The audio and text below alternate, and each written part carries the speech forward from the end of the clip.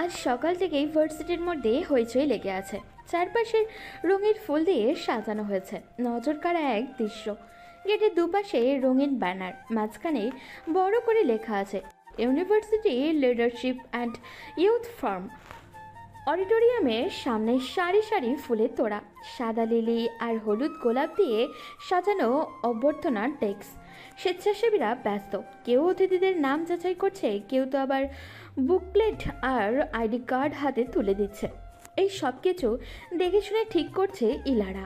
আজকে এই প্রোগ্রামের সব দায়িত্ব তারই ওপরে।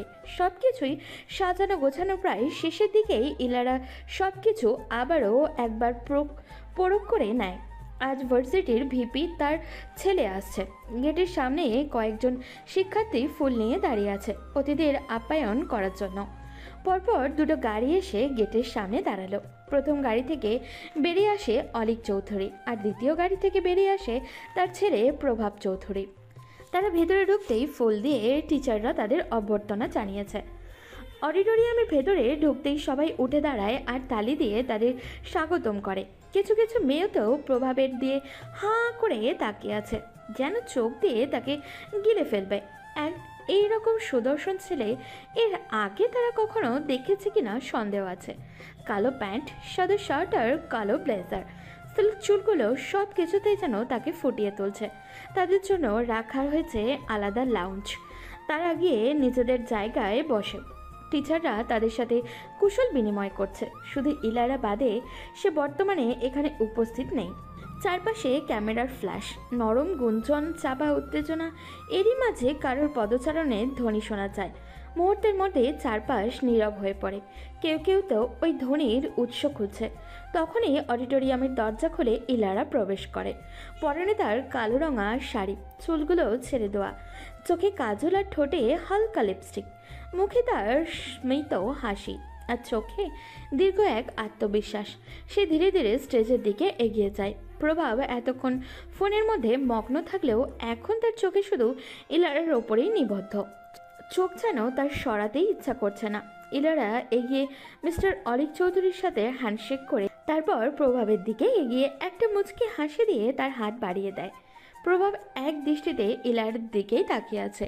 তাকে এভাবে তার দিকে তাকিয়ে থাকতে দেখে ইলারা কিছুটা ইতস্তত বোধ করে। সে আবারও মুখে হালকা হাসি রেখে জিজ্ঞাসা করে, মিস্টার প্রভাব চৌধুরী।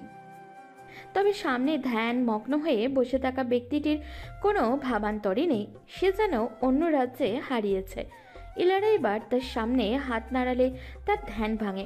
ঘোর কাটতেই এলোমেলো দৃষ্টিতে এদিক ওদিক তাকিয়ে পরিস্থিতি সামলে নেওয়ার জন্য সে দ্রুত ইলারার সাথে হ্যান্ডশেক করে নেয়। ইলারা গিয়ে নিজের স্থানে দাঁড়ায়। মাইক হাতে নিয়ে ইলারা বলতে শুরু করে, সুপ্রভাত সম্মানিত অতিথিবৃন্দ, শিক্ষক ও শিক্ষার্থীবৃন্দ। আজকে বিশ্ববিদ্যালয়ের তরুণ নেতৃত্ব সম্মেলনে আপনাদের স্বাগত জানাই। আমাদের সঙ্গে আছেন আমাদের ভার্সিটির ভিপি মিস্টার অলিক চৌধুরী, যিনি এই প্রোগ্রামকে অনুমোদন দিয়েছেন এবং উৎসাহ দিয়েছেন। ইলারা এবার ভিপির দিকে তাকিয়ে বলে, মিস্টার চৌধুরী, আমাদের ভার্সিটি ও শিক্ষার্থীদের জন্য আপনার কিছু কথা থাকলে আমরা শুনতে চাই। তার কথা শেষ হতেই চারপাশে তালির আওয়াজ শোনা যায়। এলারা মুচকি হেসে হাতে থাকা মাইক মিস্টার অলিকের দিকে এগিয়ে দেয়। ভিপি মৃদু হেসে হাতে তুলে নিয়ে মুখের সামনে ধরেন। সবাইকে জানাচ্ছি শুভেচ্ছা। আশা করি আজকের সম্মেলন আমাদের শিক্ষার্থীদের জন্য অনুপ্রেরণার উৎস হবে। মিস্টার অলিক কিছুক্ষণ বক্তব্য দিয়ে তার কথা শেষ করেন। কথা শেষ হতেই সবাই হাতে তালি দিয়ে সম্মান প্রদর্শন করে তাকে। তিনি ইলারার দিকে মাইক এগিয়ে দিয়ে নিজের জায়গায় বসে পড়েন। ইলারা হেসে আবারও বলতে শুরু করে, ধন্যবাদ মিস্টার চৌধুরীকে। আজকে আমাদের মধ্যে আরেকজন বিশেষ অতিথি, তারুণ্য উদ্যোক্তা এবং আরকে অফ ইন্ডাস্ট্রির মালিক মিস্টার প্রভাব চৌধুরী। আপনাকে অনুরোধ করছি আমাদের মাঝে কিছু বলার জন্য। প্রভাব ওঠার সাথে সাথে চারপাশে মেয়েদের গুঞ্জন শোনা যায়। সে হেসে ইলারার থেকে মাইক নিয়ে বলতে শুরু করে, শুভ সকাল। আজ এখানে উপস্থিত হয়ে আমি আনন্দিত। আশা করি আমাদের আলোচনা তরুণ প্রজন্মকে নতুন দৃষ্টিভঙ্গি দেবে। আমি সংক্ষিপ্ত কথা বলবো এবং চেষ্টা করব আপনাদের প্রশ্নের উত্তর দেওয়ার জন্য। প্রভাবের বক্তব্য শেষে আরও অনেকে বক্তব্য দেয়। প্রায় ঘন্টা খানেক বাদে অনুষ্ঠান শেষ হয়। আজ অনেকখানি ধকল গিয়েছে তার উপরে। এখন বাড়ি গেলেই সে বাঁচা যেন। তাই দ্রুত হাতে ইলারা যখন তার কাজগুলো গুছিয়ে রাখবে, তখনই পেছন থেকে এক পুরুষালী কণ্ঠস্বর ভেসে আসে তাকে উদ্দেশ্য করে। মিস ইলারা। এলারা ঘুরে তাকায় পেছনে। স্বল্প পরিচিত মুখটা দেখে স্মৃত হেসে কিছুটা উচ্ছ্বাসের সহিত বলে ওঠে, আরে মিস্টার প্রভাব চৌধুরী যে। ইফ ইউ ডোন্ট মাইন্ড, আপনি আমাকে শুধু প্রভাবই ডাকতে পারেন। আচ্ছা ঠিক আছে, আপনি কি কিছু বলতে চাইছেন মিস্টার প্রভাব? ইয়া, আসলে আজকের অনুষ্ঠান খুব নাইসলি পরিচালনা করেছেন আপনি। সব কিছু খুব পরিপাটি ছিল। ধন্যবাদ আপনাকে। আমি খুশি যে আপনার অনুষ্ঠানটা পছন্দ হয়েছে। এই সব কিছু আমার একার না, আমার পুরো টিম আমাকে সহযোগিতা করেছে, এই জন্যই আমরা ভালো পারফরমেন্স করতে পেরেছি। দ্যাটস ট্রু, কিন্তু অ্যাঙ্কারের ভূমিকা ঠিক না হলে পুরো প্রোগ্রামটাই এলোমেলো হয়ে যায়। আপনার প্রশ্নগুলো আলোচনা ধরে রাখতে সাহায্য করেছে। এলারা কিঞ্চিত হাসে। এলারা নোট কার্ডটা টেবিলে রেখে রয়ে সোজা হয়ে দাঁড়ায়। নিজ দায়িত্বকে বরাবরই শখ হিসেবে পূরণ করে সে। এবারও তার ব্যতিক্রম হয়নি কিছুই। আমি চেষ্টা করেছি যেন বক্তারা শুধু কথা না বলেন, শিক্ষার্থীরাও যেন নিজেদের জায়গাটা খুঁজে পায়। প্রভাব এক নজরে কিছুক্ষণ তাকিয়ে থেকে বলে, এই চিন্তাটা আমার ভালো লেগেছে। বেশিরভাগ প্রোগ্রামেই বক্তারা সামনে থাকে, শিক্ষার্থীরা শুধু শ্রোতা হয়ে যায়।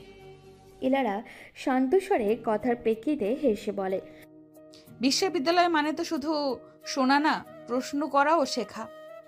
কথাটি শুনে প্রভাব মুখে হাসি আনে স্মৃত। মেয়েটা বেশ ভালোই গুছিয়ে কথা বলতে পারে। আপনি তো শুধু দায়িত্ব পালন করেননি, প্রোগ্রামের উদ্দেশ্যটাও ধরে রেখেছেন। দায়িত্বটা আমার ছিল, আমি শুধু সেটা ঠিকভাবে করার চেষ্টা করেছি। দুজনের কথার মাঝখানে একজন গার্ড সেখানে উপস্থিত হয়। স্যার, আপনাকে আপনার বাবা ডাকছে। ঠিক আছে, তুমি যাও, আমি আসছি। গার্ড চলে যেতেই প্রভাব ইলারার দিকে তাকিয়ে বলে, আপনার সাথে কথা বলে ভালো লাগলো মিস ইলারা। আই হোপ আমাদের আবার দেখা হবে। ধন্যবাদ, আপনার সাথেও কথা বলে ভালো লাগলো। প্রভাব মাথা নেড়ে সেখান থেকে চলে যায়।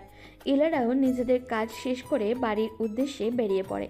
তবে সে জানতে পারে না, একটি হৃদয়ে আজ থেকে তার অপরিকল্পিত প্রেমের দেওয়ালে ছন্দিত হবে শুধু দাড়ি না, চতুরতা কম ক্ষেত্রে যতই হোক, বাড়ি ফিরলে যেন সকল আলসেমি থেকে ধরে মেয়েটাকে।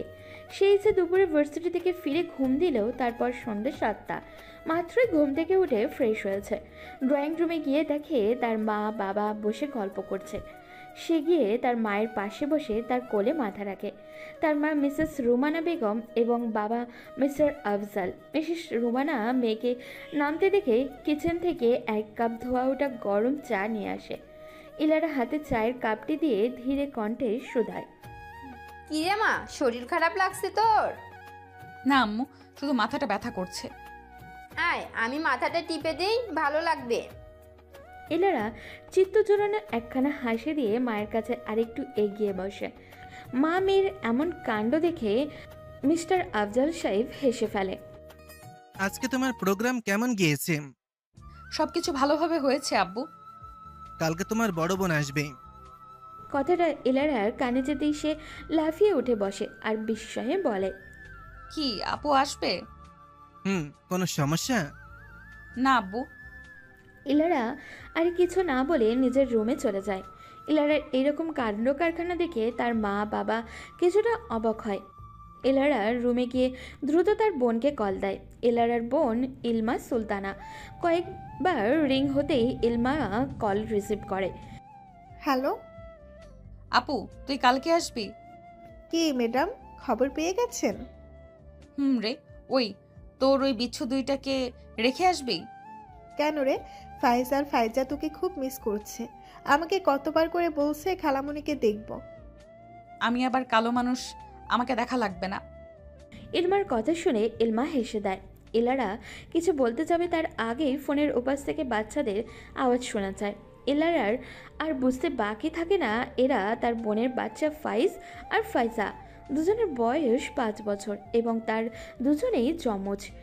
ফাইজ জোরে জোরে বলতে শুরু করে। মিমি, মিমি তুমি আছো? ফাইজ আর ফাইজা তাকে মিমি বলেই ডাকে। আছি তো বিচ্ছু। তুমি আমাকে বিচ্ছু বললে কেন? বিচ্ছুকে বিচ্ছু ডাকবো না তো কি ডাকবো শুনি? আমাকে বিচ্ছু ডাকলে কিন্তু তোমাকে বিচ্ছুর মতো কামড় দিব। না বাবা, আর ডাকবো না বিচ্ছু। একবার যে কামড় দিয়েছিলি এখনো দাগ আছে।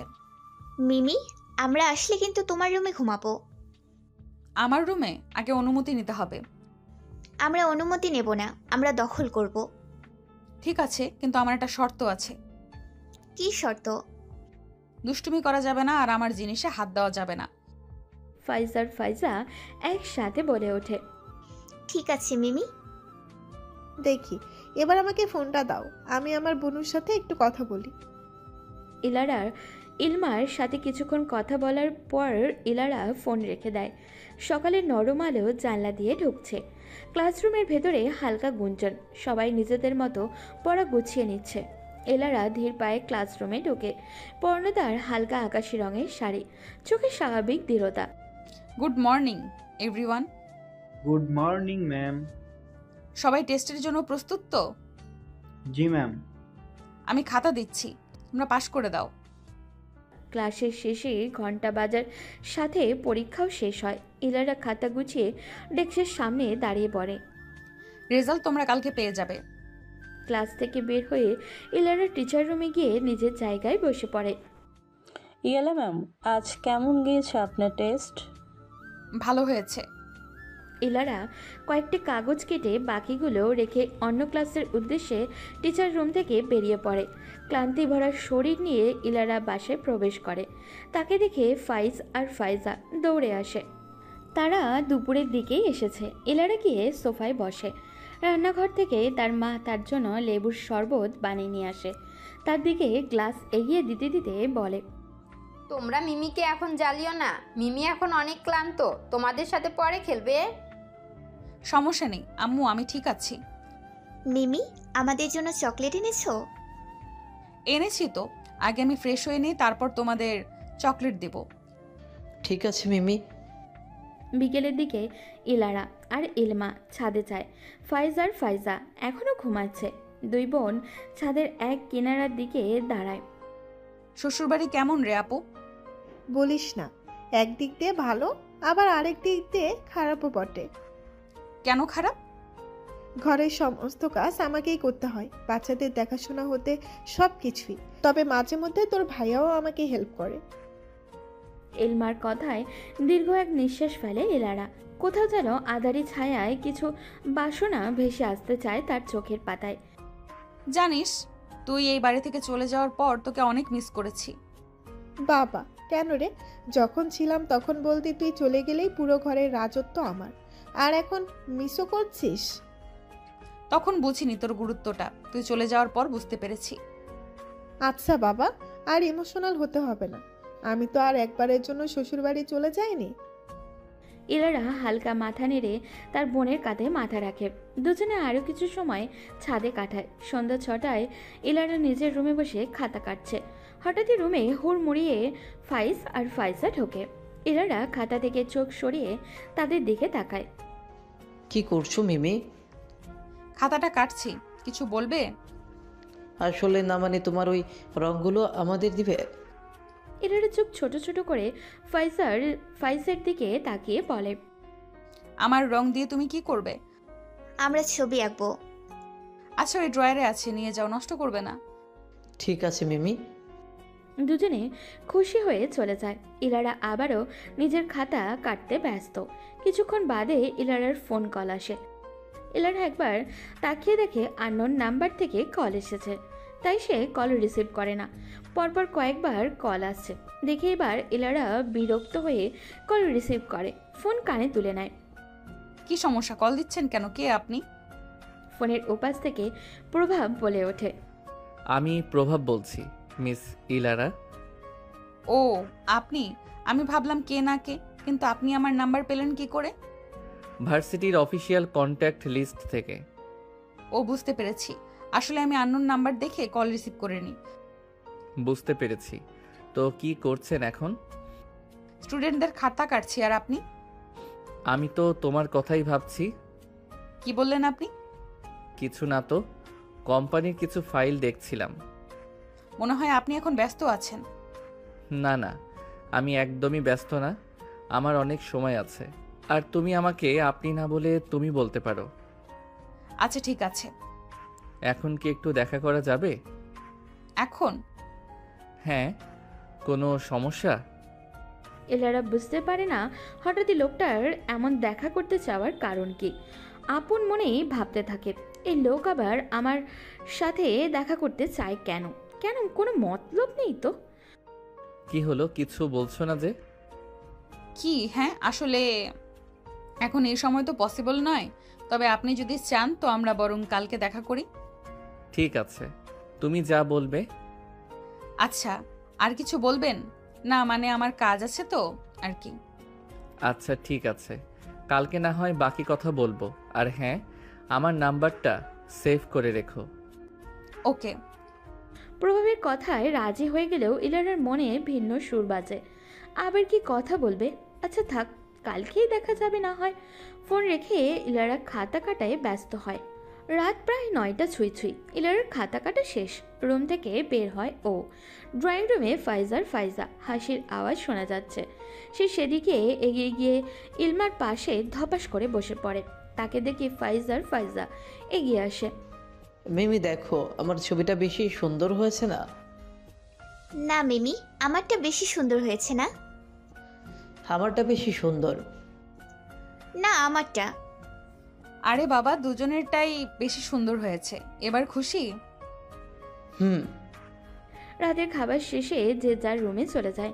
ইলারা মাত্রই নিজের রুমে এসেছে, তখনই রুমে হুড়মুড়িয়ে ফাইজা ঢোকে।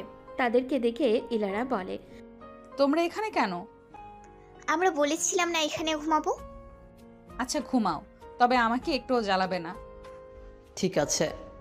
সকাল সকাল ইলারা ভার্সিটি যাওয়ার উদ্দেশ্যে রেডি হয়ে নেয়। তখনই ফাইজা রেডি হয়ে তার সামনে আসে। তাদের দেখে ইলারা ভ্রু কুচকে জিজ্ঞাসা করে, তোমরা এখানে কেন? আবার কি চাই? মিমি, আমরাও তোমার সাথে যেতে চাই। না না, একদমই না। এমনি রাতে আমাকে ঘুমাতে দাওনি। ফাইজা তাদের দিকে কাঁদো কাঁদো চোখে তাকায়। ইলারা পড়ে যায় এবার মহা মুশকিলে। সেও তো তাদের দিকে কাঁদো কাঁদো করে তাকায়। ইলারা ইলমার দিকে তাকিয়ে বলে, আপুরে, তোর বিচ্ছুগুলোকে নিয়ে না রে। ফাইজা দেখো, তোমাদের মিমিকে কিন্তু বিরক্ত করবে না। মিমি তোমাদের জন্য কোনো দিন নিয়ে যাবে। না না, আমরা আজকে যাব। মিমি, তুমি আমাদের নিবে না? ইলারা কি বলবে বুঝে উঠতে পারছে না। এদের কোনো কথাই সে ফেলতে পারে না। সে সোফায় বসে ব্যাগ থেকে ফোনটা বের করে প্রিন্সিপালের নাম্বারে কল দেয়। রিসিভ হতেই ইলারা বলে ওঠে, হ্যালো স্যার। হ্যাঁ মিস ইলারা, বলুন। স্যার আমি খুবই দুঃখিত, তবে আজকে আমার একটু ছুটি লাগবে। কেন? আসলে আমার শরীরটা খুব খারাপ স্যার। এই অবস্থায় বাইরে যাওয়াটা সম্ভব হচ্ছে না, তাই। না মিস ইলারা, আজ তো ছুটি নেওয়া যাবে না। দুজন টিচার অলরেডি ছুটি নিয়ে ফেলেছে। ইলারা করুণ স্বরে বলে, স্যার আমার ছুটিটা খুব জরুরি লাগবে, অনেক অসুস্থ স্যার। তোমার গলার আওয়াজ শুনে মনে হচ্ছে তোমার অবস্থা খুবই খারাপ। আচ্ছা ঠিক আছে, ছুটি দিয়ে দিলাম। তবে যত তাড়াতাড়ি সম্ভব ভার্সিটি জয়েন করবেন মিস ইলারা। ঠিক আছে স্যার। ফোন রেখে ইলারা ফাইজার দিকে তাকায়। তারা আগে থেকেই তার দিকে তাকিয়ে আছে। মিমি তোমাকে ছুটি দিয়ে দিছে? ইলারা উপর নিচে মাথা নাড়ায়, যা দেখে ফাইজা খুশিতে লাফিয়ে ওঠে। সকালের নরম মিষ্টি রোদে পার্কটা ভরে আছে কোলাহলে। রঙিন বেলুন, হাসির শব্দ, দৌড়াদৌড়ি, সব মিলিয়ে জায়গাটা যেন জীবন্ত। ইলারার দুই হাত ধরে রেখেছে ফাইজ আর ফাইজা। দুজনের চোখেই একরকম উচ্ছ্বাস। মিমি, আগে নাগরদোলায় উঠবো। না না, আগে বোট রাইড। আচ্ছা, এক এক করে সব রাইডে উঠবো। আগে নাগরদোলায় উঠবো, তারপর বোট রাইডে, কেমন? ঠিক আছে মিমি। নাগরদোলায় ওঠার সময় ফাইজা ভয়ে ইলারার হাতটা শক্ত করে ধরে। ফাইজ সাহসী হবার ভান করে বলে, তুই ওঠার আগেই ভয় পেয়ে গেলি, আর আমি একটুও ভয় পাইনি। কিন্তু রাইড শুরু হতেই দুজনের চিৎকারটা কে দেখে আর। একে একে তারা সব রাইড শেষ করে। পার্কের একপাশে বেঞ্চে বসে ফাইজ হাঁপাতে হাঁপাতে বলে, মিমি আমার খুব ক্ষুধা লেগেছে। ওই দেখো মিমি, ওখানে আইসক্রিম আছে, চলো আইসক্রিম খাবো। তোমাদের না ক্ষুধা লেগেছে? আগে কিছু হালকা খেয়ে নাও, তারপর আইসক্রিম খেও। তিনজনে একটা রেস্টুরেন্টের ভিতরে ঢোকে। রেস্টুরেন্টটা শান্ত আর একদম পরিপাটি। এরা বাচ্চাদের বসে খাবার অর্ডার দিয়ে আসে। কিছুক্ষণ পর একজন হেসে তাদের খাবার দিয়ে যায়। খাওয়া শেষ হতেই এলারা বিল দিয়ে বেরিয়ে আসে। এখন তার উদ্দেশ্য কিভাবে বাড়ি যাবে। মিমি দেখো ওই যে আইসক্রিম, তুমি বলেছিলে না আইসক্রিম কিনে দিবে? তোমার পেটে জায়গা আছে আইসক্রিম খাওয়ার জন্য? ফাইজ তার পেট দেখিয়ে বলে, অনেক জায়গা আছে। এলারা আর কি বা করবে, বাধ্য হয়ে বাচ্চাদের আইসক্রিমের দোকানের সামনে নিয়ে যায়। মামা, 2টা আইসক্রিম দেন তো। ফাইজা আইসক্রিম পেয়ে তো অনেক খুশি। তখনই পেছন থেকে কেউ বলে ওঠে, মিস ইলারা। এলারা যে মুহূর্তের মধ্যেই জমে যায়। কে ডাকে তাকে? ভার্সিটির কেউ হলে তো জায়গায় ধরা। আল্লাহ আল্লাহ আল্লাহ করে পেছনে তাকায় সে। পরক্ষণেই প্রভাবকে দেখে সে একটু শান্ত হয়। তার যেন প্রাণটাই বেরিয়ে যাচ্ছে। যে মিথ্যা বলে সে ছুটি নিয়েছে, এখন কারোর সামনে পড়লে তার রক্ষে নেই। শুনেছি আপনি নাকি অসুস্থ। আপনাকে কে বলেছে? ভার্সিটি গিয়েছিলাম, ওখান থেকে জেনেছি আপনি নাকি অসুস্থ। এখন তো দেখছি আপনি পুরোই সুস্থ। না মানে আসলে আমি ওই আম্মু বাসায় যাবো, চলো। ইলারা যেন আকাশ থেকে পড়েছে। এই বিচ্ছুগুলো কি বলে এসব? যার তার সামনে এভাবে পচাচ্ছে কেন তারা তাকে? মিস ইলারা, আপনি ম্যারিড, আপনার দুটো বাচ্চা আছে, আগে তো বলেননি একবারও। ইলারা কিছু বলতে যাবে, তার আগেই ফাইজ বলে ওঠে, তুমি জানতে না আমার আম্মু ম্যারিড যে? মিস ইলারা, এটা কি সত্যি? আর এদের বাবা কে? ইলারা বলার মতো কোনো ভাষাই খুঁজে পাচ্ছে না। কি বলবে না বলবে সব যেন গুলিয়ে যাচ্ছে ওর। আম্মু বাড়ি যাবো, চলো। বউ আবার কিছু বলতে পারে না, তার আগেই ফাইজা এলারাকে টেনে নিয়ে যায়। গোধূলিতে সন্ধ্যা নেমেছে অনেক আগেই। প্রভাব নিজের কেবিনে বসে এলারার কথাই ভাবতে থাকে। বারবার তার কানে শুধু ফাইজার বলা আম্মু কথাটাই বাজছে। ইলারা কি সত্যিই ম্যারিড? কই, তাকে তো দেখে মনে হয়নি সে ম্যারিড কিংবা সে 2 বাচ্চার মা। ইলারাকে নিয়ে প্রভাব কত কিছুই না ভেবে রেখেছে। সে কিছুই এখন ভাবতে পারছে না, তার মাথা ঝিমঝিম করছে কিছু ভাবতে গেলেই। অন্যদিকে তখনকার সব ঘটনা ইলারা সবাইকে বলে, যা শুনে তারা তিনজনেই হেসে দেয়। ইলমা হাসতে হাসতে বলে, বাবা, আমার বাচ্চারা যে এত বুদ্ধিমান তা তো জানতাম না। তোর বিচ্ছুগুলোর জন্য এখন গর্ভধারণ ছাড়াই দুটোর আম্মা হয়ে গেছি। তো ভালো কথা, কেউ তোকে আর ডিস্টার্ব করবে না। এমনিতেই তোর বিয়ের জন্য অনেক ছেলেই এসেছে, আর তুই তো এখন বিয়ে। এসব কথা থাক এখন আপু। এক হিসাবে বিচ্ছুগুলো আমার একটা কাজ করে দিয়েছে। তুমি আমাদের আবার বিচ্ছু বললা কেন? আরে বাবা, আর বলবো না, যা এবার খুশি? কয়েকটা দিন এভাবেই কেটে গেল। এর মধ্যেই প্রভাব ইলারার সাথে ওই দিনের পর আর কোনো দেখা করেনি। ভার্সিটির একটা কাজের সূত্রে প্রভাবের আজ ভার্সিটিতে আসা। মিটিং রুমে থেকে বেরিয়ে সে এদিক ওদিক কাউকে খুঁজছে। তার এইসব কাণ্ডেও প্রিন্সিপাল সব লক্ষ্য করছে। তিনি বিনয়ী সুরে বলেন, আপনি কি কাউকে খুঁজছেন মিস্টার চৌধুরী? হ্যাঁ। না মানে না, কাউকে না তো। না মানে আপনাকে দেখে মনে হচ্ছে আপনি কাউকে খুঁজছেন। আসলে তেমন কিছুই না। বাই দ্য ওয়ে, আজ কি মিস ইলারা ম্যাম আসেননি? এসেছে তো। আপনার কোনো প্রয়োজন ওনাকে ডেকে দিব? না, তার দরকার নেই। ঠিক আছে। করিডোর দিয়ে হাঁটতে হাঁটতে প্রভাব ভাবে একবার ইলারার সাথে দেখা করবে ও আরেকবার ভাবে করবে না। হঠাৎই কারোর সাথে ধাক্কা লাগতেই প্রভাব সামনে তাকায়। ইলারা নিজের মাথা ডলতে বিরক্তিকর সুরে বলে ওঠে, আপনি কি চোখে দেখেন না? সরি, আমি খেয়াল করিনি। ইলারা আর কিছু না বলে চলে যেতে চাইলে অনিক তার পথ আটকে সামনে দাঁড়ায়। ইলারা বিরক্তিমাখা মুখ নিয়ে বলে, কিছু বলবেন? আমি জানতে চাই তুমি কি সত্যি ম্যারিড? ইলারা মুচকি হেসে বলে, কোনো সন্দেহ আছে যে আমি ম্যারিড কিনা? তোমাকে দেখে তো মনেই হয় না তুমি ম্যারিড আর 2 বাচ্চার মা। ইলারা এবার জোরেই হেসে দেয়। তাকে হাসতে দেখে প্রভাব জিজ্ঞাসা করে, তুমি হাসছো কেন? আপনার কথা শুনে।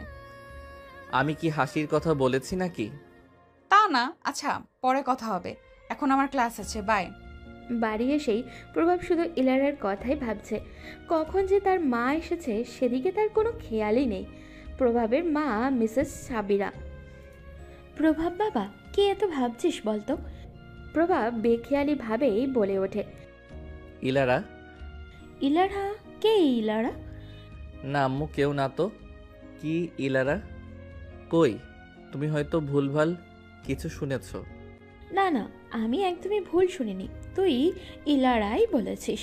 কয়েকদিন ধরে তোকে আমি দেখছি, তুই কিছু একটা নিয়ে সারাক্ষণ চিন্তায় থাকছিস। তেমন কিছু না আম্মু, আমি ঠিক আছি। সত্যি ঠিক আছিস তো? হ্যাঁ আম্মু, এক কাপ কফি দিবা আমায়? আচ্ছা বস, আমি বানিয়ে আনছি। কেটে গিয়েছে বেশ কয়েকটা দিন। প্রভাব আর ইলারা দুজনেই তাদের ব্যস্ততার দিন কাটাচ্ছে। কোম্পানির নতুন প্রজেক্ট নিয়ে কাজ চলছে। আগে প্রভাব যখনই সময় পেত ভার্সিটিতে আসতো, তবে এখন আর আসা হয় না। সারাদিন কাজের চাপ লেগেই থাকে তার। সামনে ফাইনাল সেমিস্টারের পরীক্ষা, তাই ইলারা ব্যস্ততা যেন দ্বিগুণ বাড়ছে। তাই দুদিন পর থেকে পরীক্ষা শুরু। চারিদিকে পরীক্ষার প্রস্তুতি, দৌড়ঝাঁপ শুরু হয়েছে। ইলারা ক্লাস শেষ করে মিটিং রুমের দিকে যায়। সামনে পরীক্ষা, ওই নিয়েই কথা হবে। প্রায় 1 ঘন্টার মতো মিটিং চলে। বিকেলের দিকে ইলারা বাসায় পৌঁছায়। নিজেকে কোনো রকম ঠেলে ঠুলে ফ্রেশ হয়ে নেয় ও। এখন একটু ঘুম দিলেই সে বাঁচে। বালিশের মাঝে মাথাটা হেলিয়ে দেয় ও। সন্ধ্যার আলো প্রায় নিভে এসেছে। আকাশ লালচে বর্ণ ধারণ করেছে। শহরটা এতক্ষণ শান্ত থাকলেও এবার আগের মতো প্রাণবন্ত হয়ে যায়। ইলারা রুম থেকে বের হয়ে ড্রয়িং রুমের দিকে যায়। আগে থেকেই ওখানে সবাই ছিল। ঘুম হলো তোর? আমরা কালকে চলে যাব মিমি। কি রে আপু, আরো কয়েকটা দিন থেকে জানা। না রে, অনেক দিন ছিলাম। তুই প্রত্যেকবার এরকম করিস। আচ্ছা বাবা, পরের বার আসলে বেশি দিন থেকে যাব। আচ্ছা। সকালবেলা ঘুম থেকে উঠেই ভার্সিটির উদ্দেশ্যে তৈরি হয় ইলারা। আজ থেকে ফাইনাল সেমিস্টারের পরীক্ষা শুরু, তাই ব্যস্ততা যেন ইলারাকে ছাড়তেই চাইছে না। ছিমছাম একটা শাড়ি পেন আপ করে গায়ে জড়িয়ে নিল ইলারা। ড্রয়িং রুমে এসে সদর দরজার দিকে এগোতেই শোনা গেল ইলারার মা রুমানা বেগমের কথা। এই ইলারা, নাস্তা না করে কই যাস? এদিকে আয়, নাস্তা করে যা। মায়ের দিকে তাকিয়ে তাড়াহুড়ো করে ইলারা বলে, না আম্মু, আমি বাইরে থেকে হালকা কিছু নাস্তা করে নেব, এখন না, ভার্সিটির দেরি হয়ে যাচ্ছে, আমি যাচ্ছি এখন। ইলারার কথা শুনে ডাইনিং টেবিলে বসা ইলারার বাবা মিস্টার আফজল সাহেব ইলারার উদ্দেশ্যে বলেন, না মা, বাইরে থেকে খাওয়ার দরকার নেই, অস্বাস্থ্যকর খাবার সব, তুমি বাড়ি থেকেই খেয়ে যাও, বেশি দেরি হবে না। বাবার কথা শুনলো ইলারা। বাধ্য মেয়ের মতো ডাইনিং টেবিলের সামনে গিয়ে বাবার পাশের চেয়ারটা টেনে বসলো। তাড়াহুড়ো করে অল্প কিছু নুডলস খেয়ে বেরিয়ে পড়লো ইলারা। হল ডিউটি শেষ করেই টিচার্স রুমে যায় ইলারা। নিজের বরাদ্দকৃত জায়গায় বসে 1 গ্লাস পানি খেয়ে নিল ও। হঠাৎ ইউনিভার্সিটির পিয়ন ইলারাকে উদ্দেশ্য করে বলে ওঠে, ম্যাম, আপনার একজন স্যার ডাকতেছে বাইরে। পিয়নের দিকে তাকিয়ে হালকা হেসে ইলারা বলল, আসছি। বলেই চেয়ার ছেড়ে উঠে দাঁড়ালো ইলারা। পিয়নের সাথে হাঁটা ধরল বাইরে যাওয়ার উদ্দেশ্যে। মনে মনে ভেবে নিল হয়তো ভার্সিটির কোনো স্যার তাকে ডাকছেন। বাইরে যেতেই দেখা মিলে প্রভাব চৌধুরীর সাথে। সেই মুহূর্তেই পাশ থেকে পিয়ন বলে ওঠে, এই স্যারটাই ডেকেছিল আপনাকে। বলে স্থান ত্যাগ করে পিয়ন প্রভাবের সামনে গিয়ে দূরত্ব বজায় রেখে দাঁড়ায় ইলারা। এই সময়ে প্রভাবকে দেখে কিছুটা অবাক হয় ইলারা। ঠোঁটের কোণে হালকা হাসি রেখায় ইলারা বলে ওঠে, আরে মিস্টার প্রভাব চৌধুরী যে, তাই এই সময় আমাকে ডাকার উদ্দেশ্য কি? প্রভাবের দিকে একটু ভালো করেই তাকায় ইলারা। পেটানো দেহ, কালো প্যান্ট, কালো শার্ট, কালো রঙের কোট পরিহিত এক সুদর্শন পুরুষ সে। গাল ভর্তি চাপদাড়ির মাঝখানে আড়ালে একটা মুচকি হাসি লেগে থাকে প্রায়। হঠাৎই ইলারার মনে হলো লোকটি এক কথায় সুদর্শন। ওনার গার্লফ্রেন্ড জিতেছে ভাই। ভাবনার মাঝেই প্রভাব হালকা হেসে বলে, কোনো উদ্দেশ্য ছাড়া কি আপনাকে ডাকা যায় না মিস ইলারা? উপস, সরি, আপনি তো মিস না, মিসেস হবেন। প্রভাবের প্রথম কথাটা উদ্দেশ্যে ইলারা বলে ওঠে। না মানে উদ্দেশ্য তো থাকতেও পারে, তাই বললাম আর কি। স্বাভাবিকভাবেই প্রভাব বলে উঠল। আপনার কাজ কি শেষ? এখন কি চলে যাওয়া যাবে? প্রভাবের দিকে এক পলক তাকিয়ে অপেক্ষা করতে বলে আবারও পেছন ফিরে হাঁটা ধরল ইলারা। টিচার্স রুমে গিয়ে নিজের হাতে ব্যাগ ফোনটি নিয়ে হাঁটা ধরল বাইরের দিকে। প্রভাবের সামনে গিয়ে হালকা হেসে আস্তে করে বলে ও, চলুন। ইলারা প্রভাব দুজনেই হাঁটা শুরু করলো। ভার্সিটির গেট পেরিয়ে রাস্তায় পা দিতেই প্রভাব বলে ওঠে। কফি খাওয়া যাবে আপনার সাথে এক কাপ? ইলারা প্রভাবের দিকে তাকিয়ে কিছু একটা ভেবে বলে। যাওয়া যায়। শহরের একটা পরিচিত কফি শপে যায় ইলারা আর প্রভাব। দুজনেই চেয়ার টেনে সামনাসামনি বসলো। ওয়েটারকে ডেকে 2 কাপ কফি অর্ডার করে প্রভাব। ইলারার দিকে তাকিয়ে হালকা হেসে বলে ওঠে। বললে না তো তোমার বিয়ে কবে হলো? প্রভাবের কথা শুনে তার দিকে তাকালো ইলারা। চোকাচুকি হলো দুজনের। ইলারাকে চুপ থাকতে দেখে মুখ খুলল প্রভাব নিজেই। কি হলো বলতে অনিচ্ছুক? প্রভাবের দিকে এক দৃষ্টিতে তাকিয়ে ভারী একটা নিঃশ্বাস ফেলে ইলারা বলে ওঠে। যদি বলি আমি ডিভোর্সি। ইলারার শান্ত গলায় কথা শুনে চমকে ওঠে প্রভাব। হালকা উত্তেজিত হয়ে বলে ওঠে ও। হোয়াট? প্রভাবের কথায় চুপ থাকে ইলারা। তার থেকে কোনো প্রকার উত্তর না পেয়ে প্রভাব নিজেই পুনরায় বলে ওঠে। মজা নিচ্ছেন? শুকনো ঢোক গিলে ইলারা ভারী নিঃশ্বাস ফেলে তার ছেলের হাসি হেসে বলে উঠল ও। শুনতে চান? বসন্তের হাওয়া বইছে চারপাশে। বাতাসে ভেসে আসে ফুলের সুগন্ধ। কত কত সুন্দর ফুল দেখা যায় চারপাশে। সেই রকম একটা সুন্দর ফুলের মনেও বয়ে যাচ্ছে নতুন অনুভূতি। টুকটুকে লাল শাড়ি পাত্রপক্ষের সামনে বসে আছে 21 বছরের এক সদ্য যুবতী। পিয়মের সামনাসামনি বসে আছে কোণে সাজে ইলারা। লজ্জায় লাল হয়ে আছে মুখটা। পাশে বসে আছে কাজী সাহেব। তাছাড়াও আছে প্রিয়মের বাবা মা চাচা মামা, ইলারার বাবা মা আর বেশ কয়েকজন মুরব্বী। ঘরোয়াভাবেই প্রিয়ম আর ইলারার বিয়েটা 3 কবলে সম্পন্ন হলো। পারিবারিকভাবে বিয়েটা ঠিক হয়েছে প্রায় 1 মাস আগেই, কিন্তু প্রিয়ম আর ইলারার দেখাটা হয় বিয়ের দিন প্রথম। এর আগে কেউ কাউকে দেখেনি আর না কথা বলেছে। তারপর ও ইলারার মনে এক অন্যরকম অনুভূতি তৈরি হয়। নতুন জীবন, নতুন মানুষ, সব কিছু মিলিয়ে ইলারার মনে এক অন্যরকম আনন্দ বয়ে যায়। অপেক্ষায় থাকে অপর পাশের মানুষটির জন্য। আজ সে অপেক্ষার অবসান ঘটেছে। মনে এক বুক বেদনা নিয়ে, চোখে জল নিয়ে ইলারাকে প্রিয়মের হাতে তুলে দিয়ে বিদায় দিলেন ইলারার বাবা মা। সাজানো খাটের এক কোণায় বসে আছে ইলারা, অপেক্ষা করছে তার নতুন জীবনের সঙ্গী প্রিয়মের জন্য। অবশেষে রুমে প্রবেশ করলো প্রিয়ম।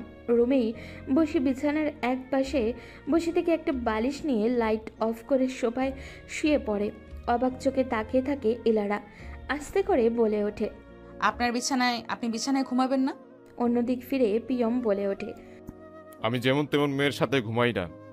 আপনি বিছানায় ঘুমান, আমি না হয় সোফায় ঘুমাই। পর মুহূর্তেই শোনা গেল প্রিয়মের ঝাঁঝালো কণ্ঠ। এই মেয়ে, চুপ করো তো। তোমার মতো মেয়েদের এত নাটক দেখার সময় নেই আমার। যত সব নাটক। ইলারা হালকা অবাক হয়। কিছু বলতে গিয়ে আবারও বলল না। একরাশ দুঃখ নিয়ে খাটের এক কোণায় শুয়ে পড়ল সে। কেটে যায় 2 মাস ইলারার বিয়ের 10 দিন পরে গ্রামের বাড়িতে চলে যায় ইলারার শ্বশুর শাশুড়ি। বাসায় শুধু ইলারা আর প্রিয়ম সকালে ঘুম থেকে উঠে বাড়ি থেকে বেরিয়ে পড়ে। আবার রাতে 12টা সাড়ে 12টা বাজে তখন ফিরে এসে কিছু না খেয়ে সোফায় শুয়ে পড়ে। এরা কিছু বলবে, প্রিয়ম বলে বাইরে থেকে খেয়ে এসেছি। এরপর ইলারাও আর কিছু না বলে নিজের মতো শুয়ে পড়ে। কারণ কিছু বলতে গেলেই প্রিয়মের যেমন তেমন ভাষার ঝাড়ি মেরে ওঠে। ইলারার আর ভালো লাগছে না এখানে। মাকে কলে একদিন প্রিয়মের এত অবহেলার কথা বলেছে ইলারা। তার মা শান্ত স্বরে কেবল বলেছে, কিচ্ছু হবে না, একটু মানিয়ে নে, পরে ঠিক হয়ে যাবে।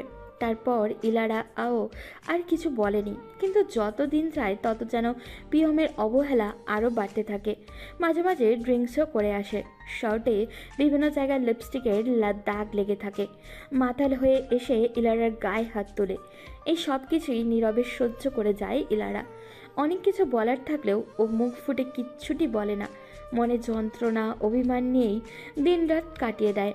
একদিন হঠাৎই রাতে 2টায় ইলারার বাসার দরজায় বেল বাজে।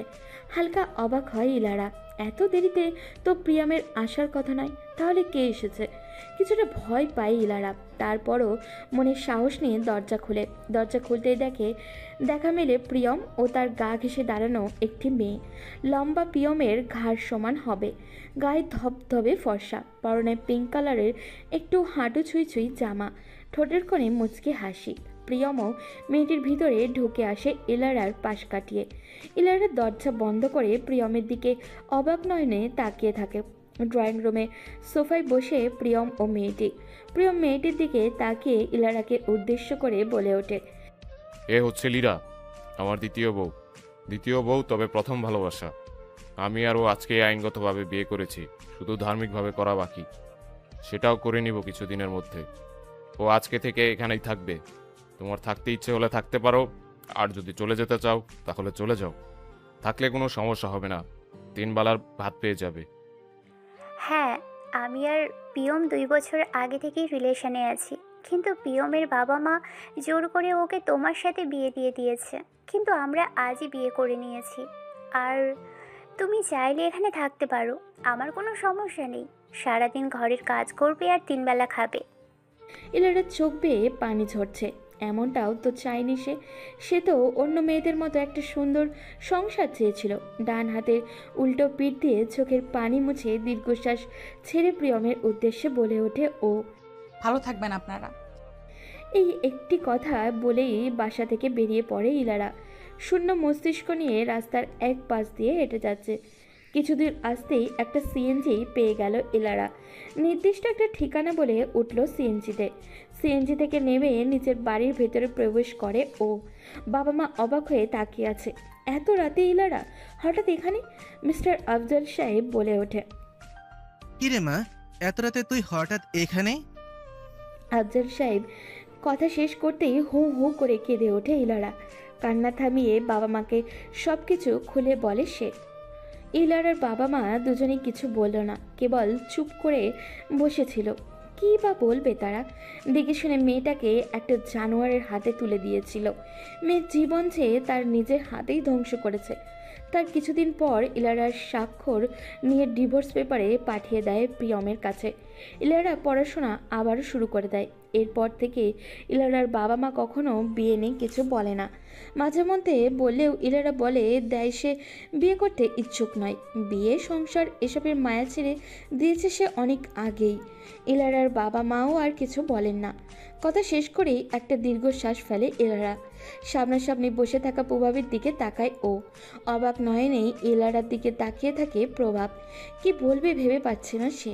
ইলারার থেকে চোখ নামিয়ে টেবিলে থাকা কফির দিকে তাকায় ও। আস্তে করে বলে ওঠে, কথা বলতে বলতে কফি ঠান্ডা হয়ে গেছে, নতুন করে 2 কাপ অর্ডার করছি।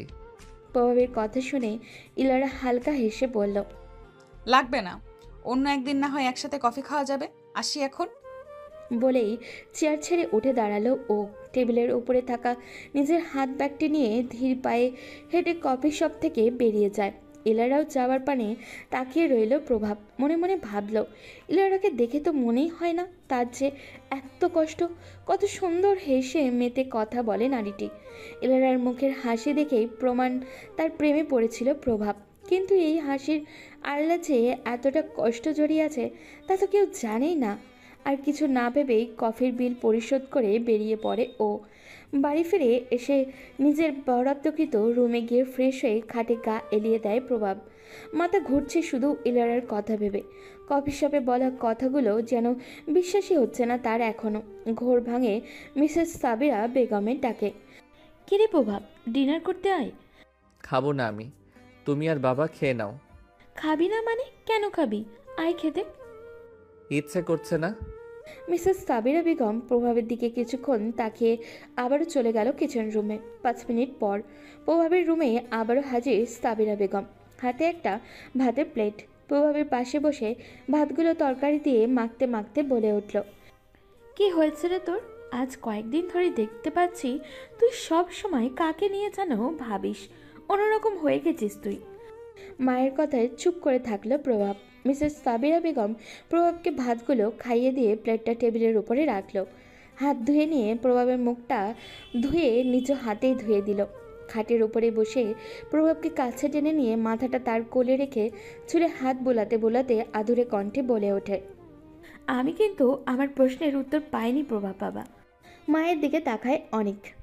মিসেস সাবিরা বেগম আবারও বলে ওঠে, আমার ছেলেটা কি কারোর প্রেমে টেমে পড়েছে না কি রে? প্রভাব নীরবে মায়ের দিকে তাকিয়ে থাকে কয়েক সেকেন্ড, তারপর আস্তে করে বলে উঠল, আচ্ছা মা, আমি যদি একটা ডিভোর্সি মেয়েকে বিয়ে করি তাহলে তোমরা কি সেই বিয়েটা মেনে নেবে?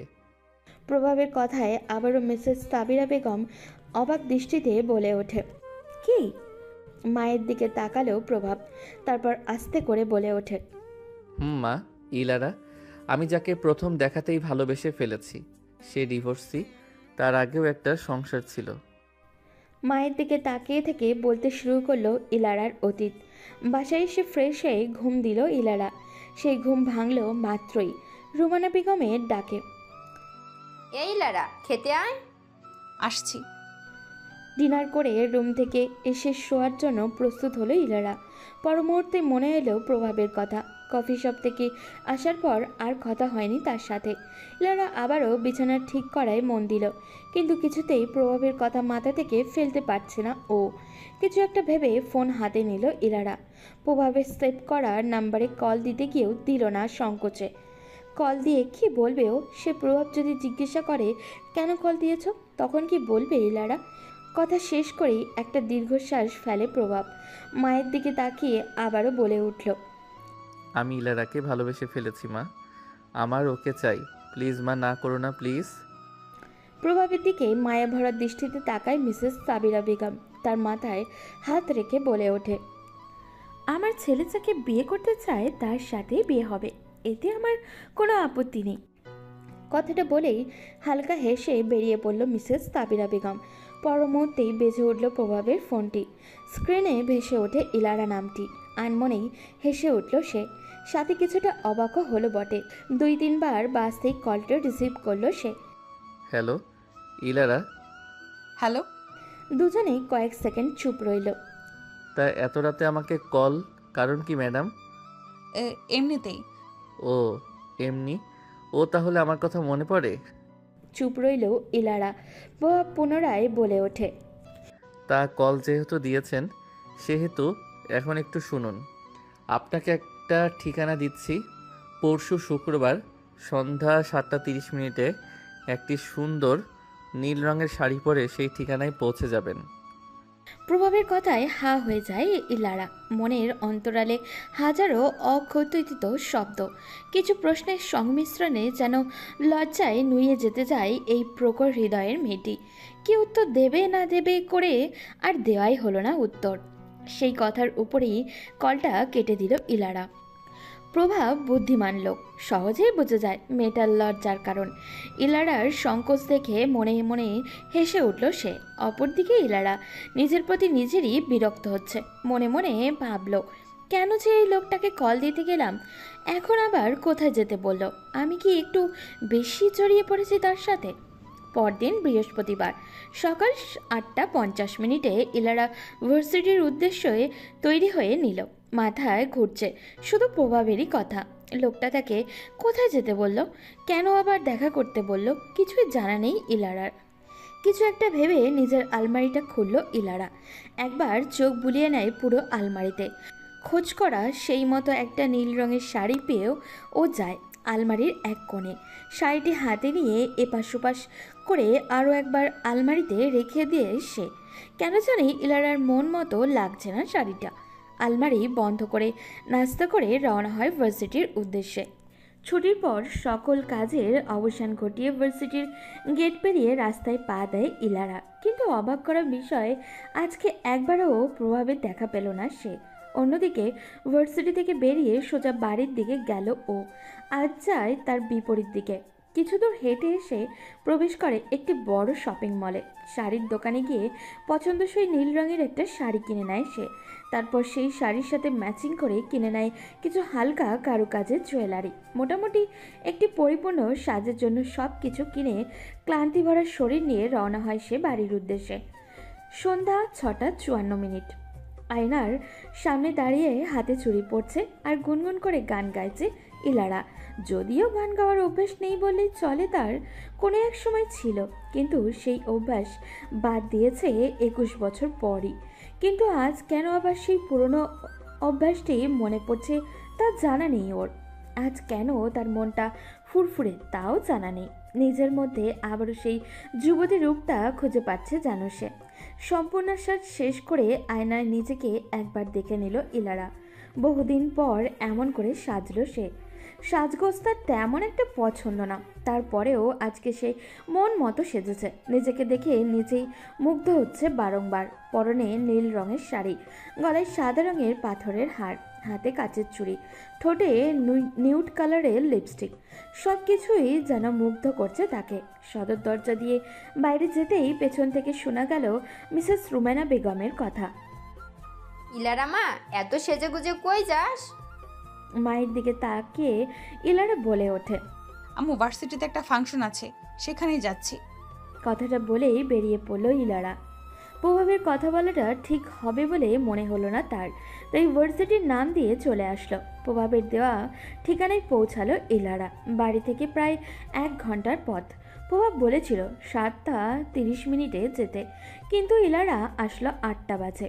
বাইরে থেকে সাজানো একটা রেস্টুরেন্ট। ইলারা ধীর পায়ে এগিয়ে রেস্টুরেন্টের ভিতরে প্রবেশ করে। ভেতরে প্রবেশ করতেই দেখা গেল চারপাশে নীল সাদা বেলুন দিয়ে সাজানো। সাউন্ড বক্স থেকে ভেসে আসছে মিষ্টি একটা সুর।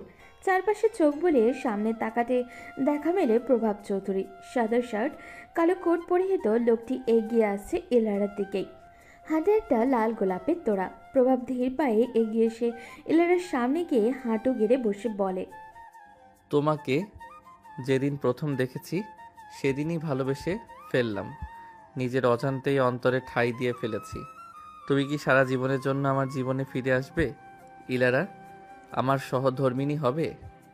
প্রভাবের কথায় ইলারা চমকে ওঠে। এমন কিছু আশা করেনি প্রভাবের কাছ থেকে। নজর দেয় প্রভাবের দিকে, শূন্য মস্তিষ্কে ছোট্ট করে জবাব দেয়, এটা সম্ভব না মিস্টার প্রভাব চৌধুরী। আমি তোমার সবটা জেনেই নিজের করে নিতে চাইছি ইলারা।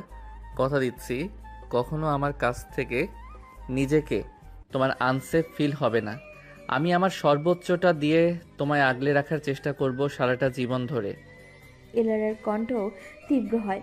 মেয়েটার চোখ ছলছল করে, তবুও সে চায় না কোনোভাবেই চোখের পানি কারোর সামনে ঝরিয়ে নিজের দুর্বলতা প্রকাশ করতে।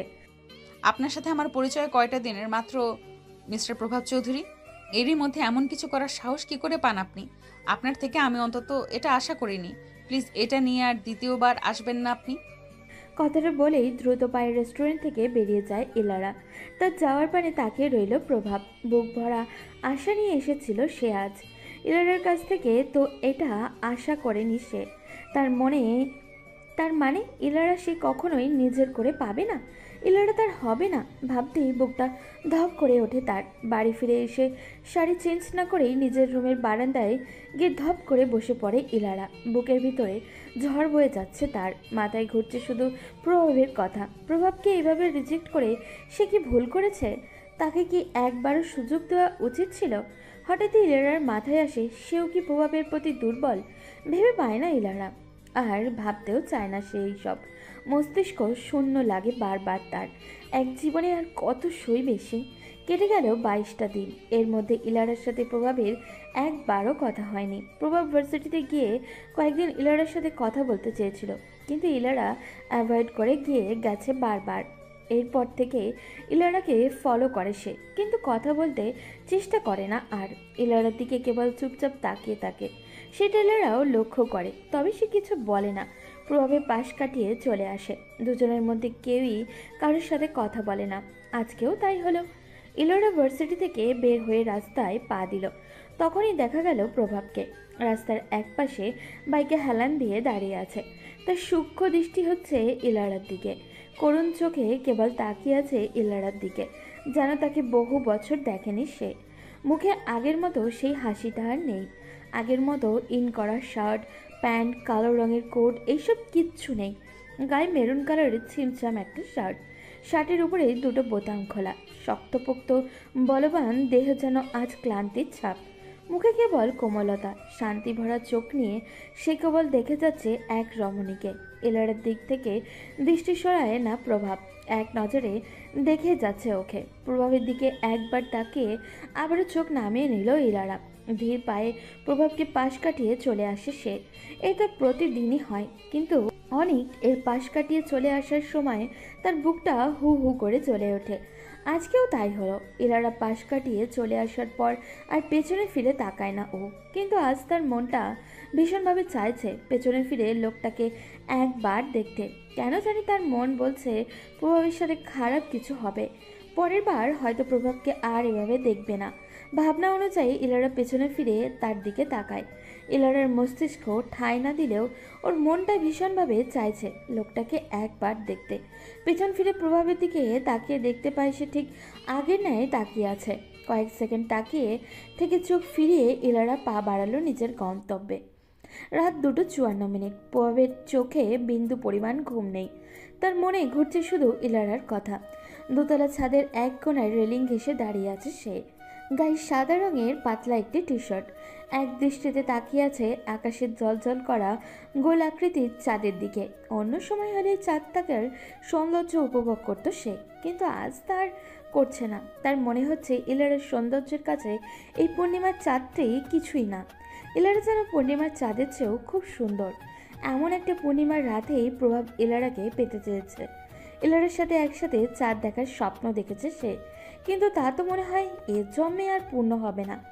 আর না ইলারাকে পাবে এর জন্মে, কিন্তু তাতে কি? প্রভাব পরের জন্মেই ইলারার জন্য অপেক্ষা করবে। এই জন্মে সে কেবল একজনের মায়ায় জড়িয়েছে, কিন্তু তাকে তো আর পাওয়া হলো না। ছোটবেলা থেকে এই পর্যন্ত সে যা চেয়েছেই তাই পেয়েছে, কিন্তু আজ পাচ্ছে না। সে ইলারাকে ভীষণভাবে চাইছে, কিন্তু কেউ পাচ্ছে না ইলারাকে তার করে দিতে। এবার আর কেউ তার ইচ্ছা পূরণ করছে না। এইসব হাবিজাবি ভাবতে ভাবতেই প্রভাব সিঁড়ি দিয়ে নিজের বরাদ্দকৃত রুমে প্রবেশ করলো। আনমনে এগিয়ে গেল একটা ড্রয়ারের কাছে। ড্রয়ারটা খুলে একটা বন্দুক বের করে নিজের হাতে তুলে নিল। ধীর পায়ে হেঁটে এগিয়ে গেল ব্যালকনিতে। রেলিংয়ে হেলান দিয়ে আনমনে চোখ দিয়ে দুফোঁটা অশ্রু বিসর্জন দেয় সে। হঠাৎ করে মনে পড়ল সে বহুদিন পর চোখ থেকে জল ঝরাচ্ছে। সেই যে 5 বছর বয়সী থাকতে কান্না করা বন্ধ করে দিয়েছে, এরপর আর কখনো কান্না করেনি সে, কিন্তু আজ আবারও আগের মতো কাঁদছে। 30 বছর বয়সী প্রভাব আজ আবারও কান্না করছে। এটাই হয়তো তার শেষ কান্না। হঠাৎই প্রভাব গম্ভীর কণ্ঠে আস্তে করে বলে ওঠে, আই লাভ ইউ ইলারা। আমি তোমায় ভীষণ ভালোবাসি। আমার ভালোবাসা মিথ্যে নয় ইলারা। আমি আজ পর্যন্ত কোনো মেয়ের মায়ায় জড়াইনি, শুধু তুমি ছাড়া। তোমার মায়ায় আমি খুব বাজেভাবে পড়ে গেছি। তুমি বোঝোনি আমার ভালোবাসা। আমি তোমায় বোঝাতে চেয়েছিলাম, কিন্তু তুমি বুঝতে চাওনি। সব পুরুষ এক হয় না ইলারা। আমি পিয়মের মতো নই। পিয়ম তোমাকে ভালোবাসেনি, কিন্তু আমি তো তোমায় ভালোবাসি। তুমি কি পারতে না আমাকে একটা সুযোগ দিতে? কেন তুমি আমার ভালোবাসার মূল্য দাওনি ইলারা? তুমি চাইলেই তো আমাদের একটা সংসার হতো, কিন্তু তুমি তো চাওনি। ভালো থেকো ইলারা। তোমার জীবন থেকে প্রভাব নামক মানুষটি মুছে যাবে, আসবে না, চলে যাচ্ছে সে তোমার জীবন থেকে। শুধু তোমার জীবন থেকে নয়, পুরো পৃথিবী থেকে চলে যাচ্ছে। তবে একটা কথা মনে রেখো ইলারা, এই প্রভাব চৌধুরীর ভালোবাসা মিথ্যে ছিল না। তোমাকে সে ভীষণ ভালোবেসেছে। সবশেষে একটাই কথা, সবসময় ভালো থেকো, আর পারলে এই আমাকে মনে রেখো। কথাটা শেষ হওয়ার সাথে সাথেই বিকট শব্দে বন্দুক থেকে একটা গুলি বের হয়ে ঠেকল প্রভাবের শরীরে। লাল রক্তে ভিজে একাকার হয়ে যায় প্রভাবের সাদা রঙের টি শার্টটা। ঘড়ির কাঁটা 4টা ছুঁই ছুঁই। তারপরও ইলারার চোখে ঘুম নামছে না। বিছানার এপাশ ওপাশ শুধু ছটপট করছে সে। কেমন জানি অস্থির লাগছে তার। এতক্ষণ কাঁদতে কাঁদতে বালিশ ভিজিয়ে ফেলেছে ও। কান্না করার কারণটা ইলারার নিজেরও অজানা। ভার্সিটি থেকে আসার পর শুধু প্রভাবের কথাই মাথায় ঘুরছে। যতই যাচ্ছে তাকে ভুলে যেতে ততই আরও বেশি করে মনে পড়ছে ওর। হঠাৎই শোয়া থেকে উঠে দাঁড়ায় সে। এগিয়ে জানলার পর্দা সরিয়ে জানলা খুলে দিল। সঙ্গে সঙ্গেই দমকা হাওয়া এলোমেলো হয়ে গেছে ইলারার চুল। বাতাসের তীব্র গতিতে তার গায়ের ওড়না চুল সব কিছু উঠছে। হঠাৎই তীব্র আওয়াজে বাজ পড়ল। ইলারার বুঝতে বাকি রইল না যে বাইরে ঝড় হচ্ছে। কিছুক্ষণ নীরবে বাইরের দিকে তাকিয়ে রইল সে। বাতাসের সাথে সাথে শরীরে কম্পন দিয়ে উঠছে তার, কিন্তু ওইদিকে কোনো খেয়াল নেই ইলারার। এক নজরে বাইরের তীব্র ঝড় দেখছে সে।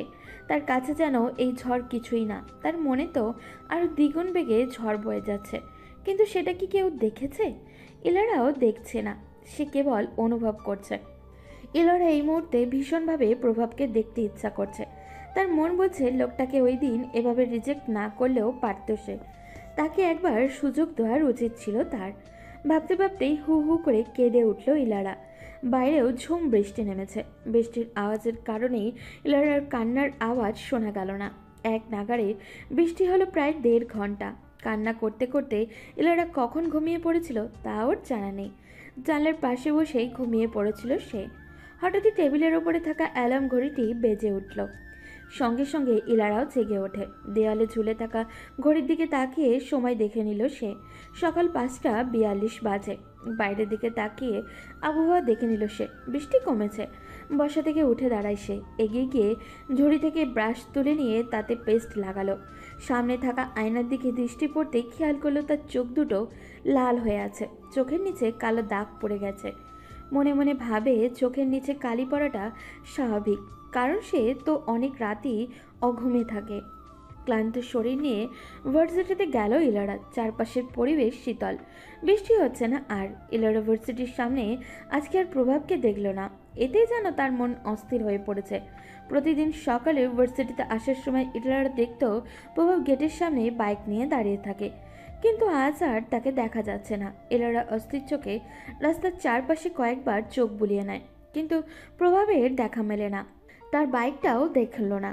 অস্থির মন নিয়ে ভার্সিটি গেট পেরিয়ে ভেতরে প্রবেশ করলো ইলারা। টিচার্স রুমে পা দিতেই লক্ষ্য করে কিছু নিয়ে আলোচনা করছে অন্যান্য টিচাররা।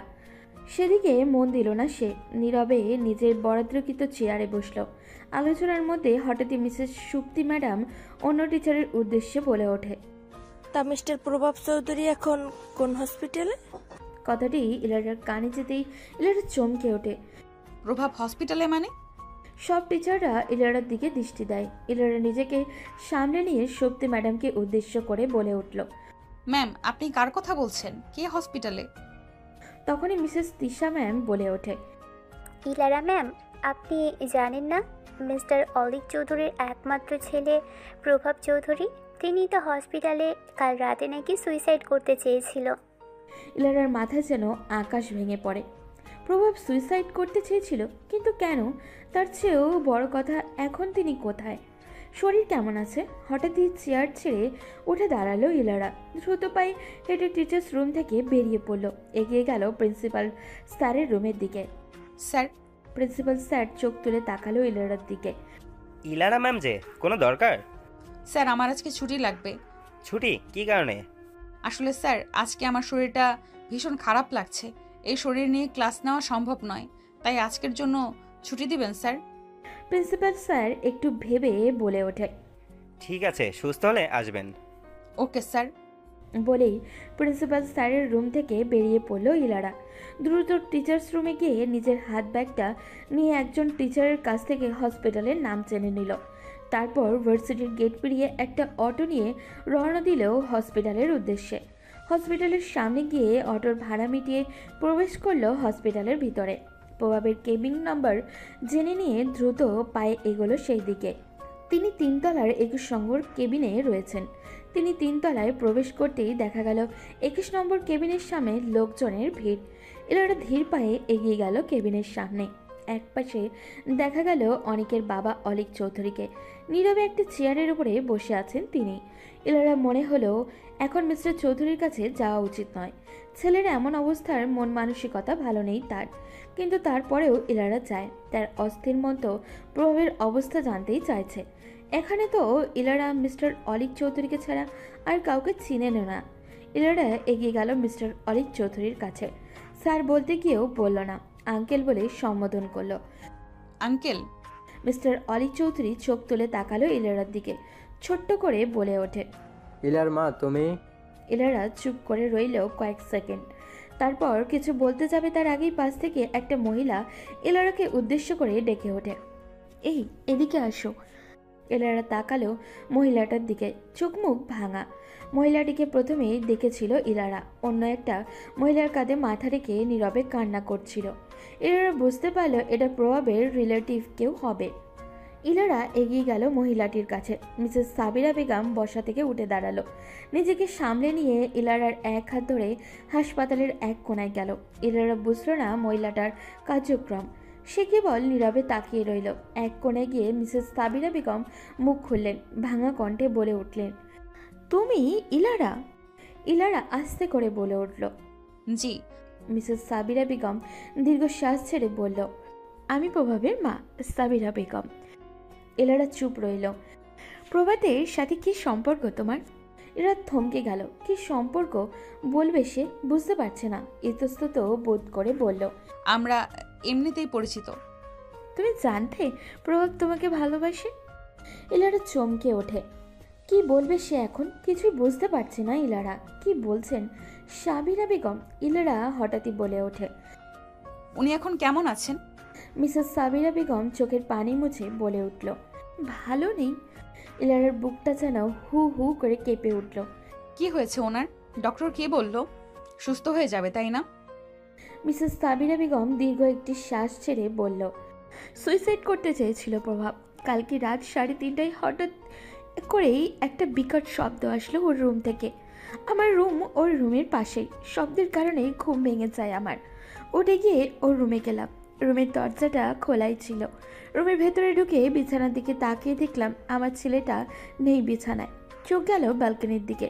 দেখলাম সেই দিক থেকে লাল তাজা রক্তের স্রোত বেয়ে আসছে। একটু এগিয়ে গিয়ে দেখি আমার ছেলেটা নিত শরীরটা ফ্লোরে লুটিয়ে পড়ে আছে। তারপর আমার চিৎকার শুনে রুম থেকে বেরিয়ে আসে ওর বাবা। বলতে বলতেই কেঁদে ওঠে মিসেস সাবিরা বেগম। আবারও বলা শুরু করলেন তিনি, আমার একটাই সন্তান প্রভাব, আমার একমাত্রই ছেলে। নারী ছাড়া রত্ন আমার। ছোটবেলায় আমি আর ওর বাবা ওর সব ইচ্ছে আল্লাহ পূরণ করে আসছি। ওর কষ্ট আমার সহ্য হয় না। আমি কখনোই ওকে কষ্ট পেতে দিতাম না, কিন্তু আমার ছেলেটা এই কয়েকদিন খুব যন্ত্রণায় ছিল। যে যন্ত্রণা আমার ছেলেটা সহ্য করতে পেরে এমন একটা কাজ করেছে। আমার কি ভাগ্য দেখো, একজন মা নিজের সন্তানের এমন করুণ অবস্থা দেখতে হচ্ছে। কাঁদতে কাঁদতে কথাগুলো বলল মিসেস সাবিরা বেগম। ইলারা কেবল তাকিয়ে আছে সাবিরা বেগমের দিকে। সন্তানের এমন অবস্থা একজন মার কিভাবে সহ্য হয়? ইলারাও তো বুক জ্বলছে। ইলারার চোখ দিয়ে কয়েক ফোঁটা জলও গড়িয়ে পড়ে। সাবিরা বেগম তাকালো ইলারার দিকে। ইলারাকে কাঁদতে দেখে তিনি হাত বাড়িয়ে ইলারার চোখের পানি মুছে দিলেন। আস্তে করে বলে ওঠেন, দাঁড়াও এখানে, আমি আসছি। বলেই মিসেস সাবিরা বেগম চলে গেল। ইলারা কেবল চুপ করে দাঁড়িয়ে রইল। মনের ভিতরে ভীষণ এক শূন্যতা অনুভব হচ্ছে। কি যেন হারিয়ে ফেলেছে সে। কেউ একজনকে পাওয়ার তীব্র ইচ্ছা জেগেছে মনে, কিন্তু সে কে? সে কি তাহলে প্রভাব? প্রিয়ম তার সাথে যা করেছিল তারপর থেকে ইলারা তো ভেবেই নিয়েছিল সে আর কখনো কোনো পুরুষকে ভালোবাসবে না, কিন্তু সে তো প্রভাবকে ভালোবেসে ফেলেছে। ভালো না বাসলে কিভাবে প্রভাব এভাবে পেতে চাইতো? মানুষ বলে থাকতে মূল্য দেয় না, যখন হারিয়ে যায় তখন বোঝায়। ইলারার ক্ষেত্রেও কি তাই হলো? প্রভাব তখন নিজ থেকে ভালোবাসার কথাই বলেছে ইলারাকে, তখন ইলারা মূল্য দেয়নি। মিসেস সাবিরা বেগমের কথায় ঘোর ভাঙল ইলারার। ধরো এটা, ব্যালকনিতে পেয়েছি, একটু খুলে দেখি তোমার নাম।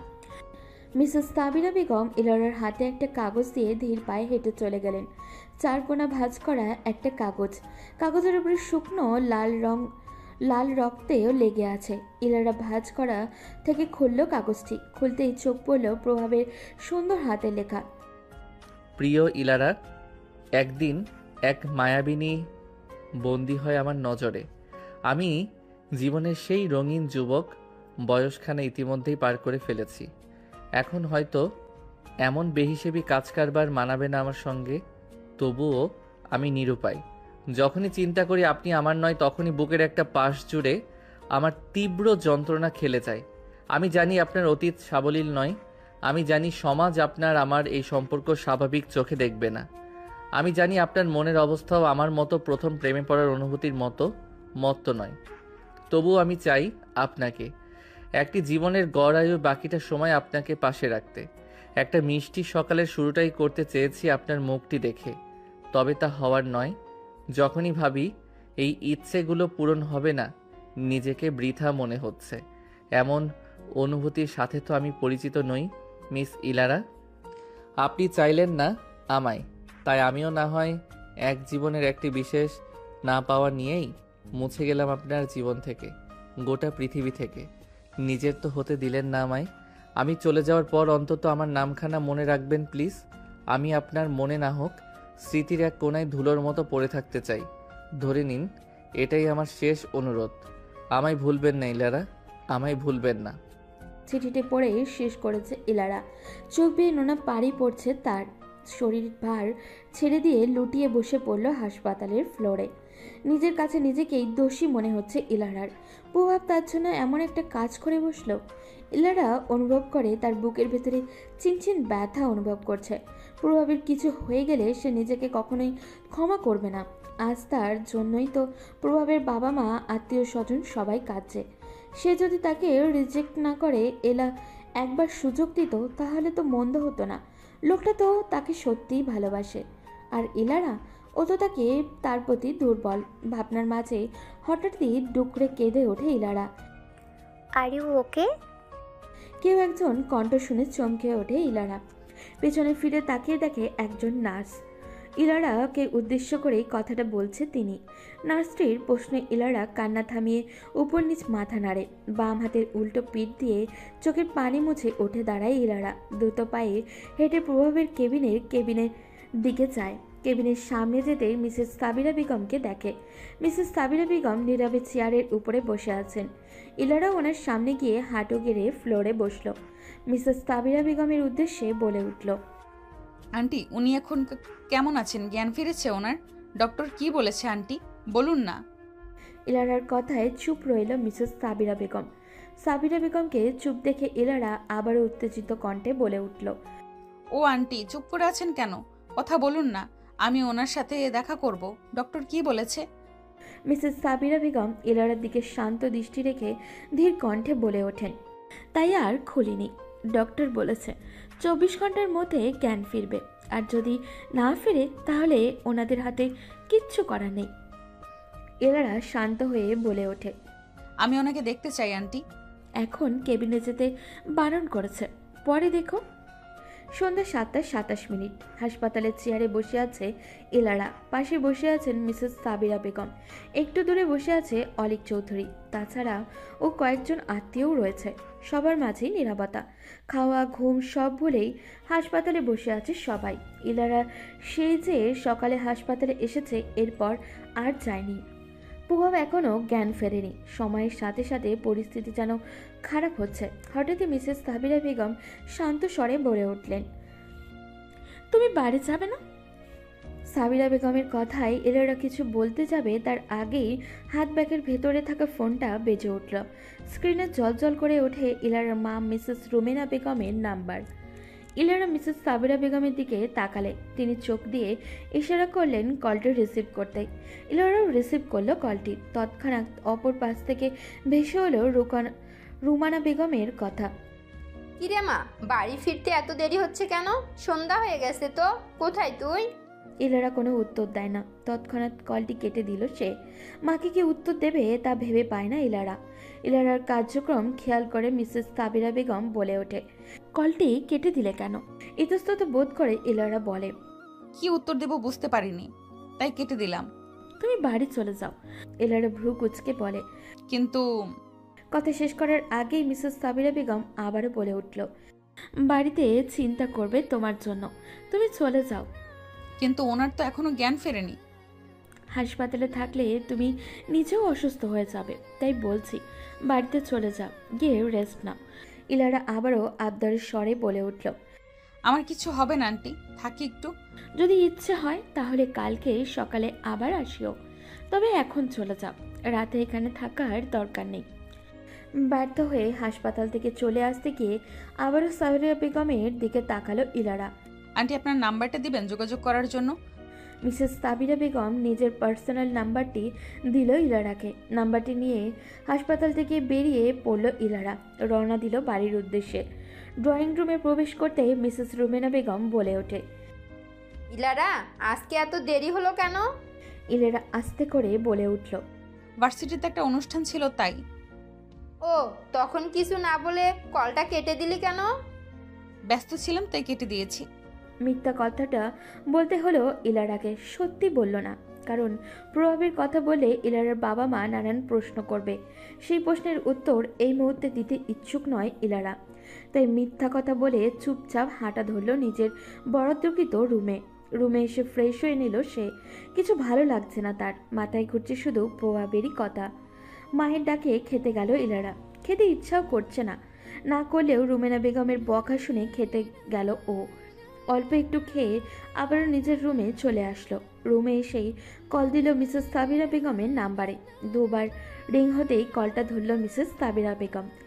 আসসালামু আলাইকুম আন্টি, ইলারা বলছি। ওপাশ থেকে ভেসে এলো সাবিরা বেগমের শান্ত গলার স্বর। বলো। ওইদিকের পরিস্থিতি কেমন? ও ওনার জ্ঞান ফিরেছে? শেষের কথাটা একটু অপ্রস্তুত হয়ে বলল ইলারা। ইলারার কথার উত্তর দিল মিসেস সাবিরা বেগম, জ্ঞান এখনো ফেরেনি, ডক্টর বলেছে সকালে ফিরতে পারে। ইলারা ছোট্ট করে জবাব দেয়, ও, খেয়েছো তুমি? জি। ঠিক আছে, রেস্ট নাও। আচ্ছা আন্টি, আসসালামু আলাইকুম বলেই কল কেটে দিল ইলারা। ধীরে বিছানায় ঠিক করতে করতে লাগলো ঘুমের জন্য, কিন্তু কিছুতেই মন বসছে না তাতে।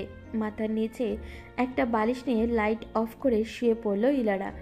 গায়ের উপর পাতলা কম্বলটি জড়িয়ে নিল। এভাবে কাটলো প্রায় 3 ঘন্টা। তারপরেই ইলারার চোখে ঘুম আসলো না, অস্থির লাগছে তার। প্রভাবের জ্ঞান ফিরেছে কিনা তাও জানে না সে। দেওয়ালে ঝুলে থাকা ঘড়ির দিকে তাকালো ইলারা। ঘড়িতে কাটায় তখন 1:36 বাজে। ইলারা ভাবলো একবার সাবিরা বেগমকে কল দিবে, কিন্তু এত রাতে কল দেওয়াটা ঠিক হবে না। এইসব ভাবতে ভাবতে বিছানার এপাশ ওপাশ শুধু ছটফট করছে ইলারা। অস্থিরতা যেন তাকে ছাড়তেই চাইছে না। এভাবে আরও 20টা মিনিট কাটিয়ে ইলারা কল লাগালো মিসেস সাবিরা বেগমের নাম্বারে। এবার কিছু না ভেবেই কল দিল সে। তার মন তো শুধু প্রভাবের কথা জানতে চাচ্ছে। 3-4 বার রিং হয়ে কলটা কেটে গেল। ইলারা আবার একই নাম্বারে কল দিল। এবার একবার রিং হতেই কলটা ধরল সে। কলটা রিসিভ হতেই ইলারা বলে ওঠে, আসসালামু আলাইকুম। ওপাশ থেকে ভেসে উঠল পুরুষালী কণ্ঠ। ওয়ালাইকুম আসসালাম, কে বলছেন? পুরুষের কণ্ঠস্বর শুনতে থতমত খেয়ে যায় ইলারা। আপনি প্রভাব চৌধুরীর কে হন? আমি প্রভাব ভাইয়ের মামাতো ভাই। আপনি কে? কয়েক সেকেন্ড সময় নিয়ে ইলারা বলে ওঠে, আপনি আমাকে চিনবেন না। এই ফোন যার, উনি কোথায়? ওনাকে দিন। অপর পাশ থেকে ভেসে আসে, সরি, উনি এখন ব্যস্ত আছেন, আপনি কালকে সকালে কল দিয়েন। ইলারা কিছু বলতে যাবে তার আগেই অপর পাশের লোকটা কলটি কেটে দিল। প্রভাবের খবরটা নিতে পারল না ইলারা। প্রায় 30 মিনিট পর ইলারার ফোনে কল আসলো। স্ক্রিনে জল করছে মিসেস সাবিরা বেগমের নাম্বারটা। তাড়াহুড়ো করেই কলটি রিসিভ করলো ইলারা। রিসিভ করতেই ওপাশ থেকে মিসেস সাবিরা বেগম বলে উঠলেন, কল দিয়েছিলে ইলারা? আন্টি। ও, প্রভাবের কাছেই ছিলাম, তাই আমি ধরতে পারি নাই। ওনার জ্ঞান ফিরেছে আন্টি। কিছুক্ষণ আগেই সবার সাথে কথা বলেছে, এতক্ষণ এখন ঘুমাচ্ছে। ইলারা যেন স্বস্তি ফিরে এসেছে। জ্ঞান ফিরেছে। আমি আসবো আন্টি। এত রাতে তুমি হাসপাতালে আসবে কোনো দরকার নেই, কালকে সকালে এসো। কাল শুক্রবার, ভার্সিটি তো বন্ধ, সকালের দিকে চলে এসো। ইলারাও বুঝলো এত রাতে যাওয়াটা উচিত নয়, তাই সে শুনল মিসেস সাবিরা বেগমের কথা। আচ্ছা আন্টি। ঘুমাও এখন, জেগে থাকার দরকার নেই, ঘুমাও। কথা শেষ করেই কলটি কেটে দিল মিসেস সাবিরা। ইলারা বিশেষ কিছু ফিরে পেয়েছে তার জীবনে। তার মন এই মুহূর্তে চাইছে শুধু প্রভাবকে দেখতে। কিছুক্ষণ ছটফট করে ঘুমিয়ে পড়েছে ইলারা। সকাল 9:57। দরজায় কড়ায় ধাক্কানোর শব্দে ঘুম ভাঙল ইলারার। ঘড়ির দিকে তাকালো, দেখলো 10টা বেজে যাচ্ছে। চমকালো ইলারা। সাধারণত সে এত দেরি করে ঘুম থেকে ওঠে না। কালকে রাতে অ্যালার্ম দিয়ে ঘুমায়নি, তাই ঘুম থেকে উঠতে দেরি হয়ে গিয়েছে। তাছাড়া কাল রাতে দেরি করে ঘুমিয়েছিল। বাইরে থেকে রুমানা বেগমের কণ্ঠস্বর ভেসে আসে। কি রে ইলারা, উঠবি না ঘুম থেকে?